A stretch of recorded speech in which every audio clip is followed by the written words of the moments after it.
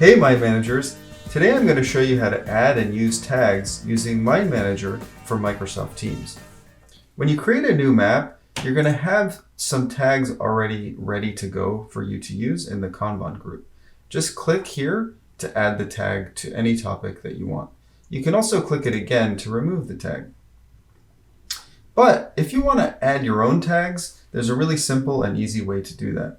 For example, if I wanted to set up the on location section of this map with different locations, I could just click on a topic, press pound, and then beach, for example, press enter to add beach as a tag.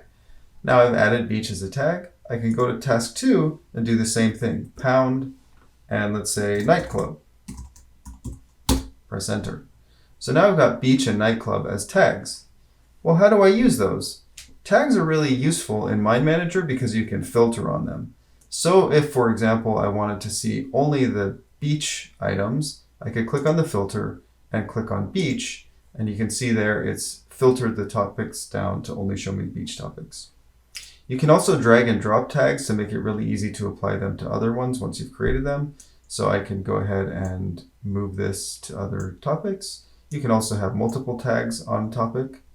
And you can also change the color of tags to make them stand out more.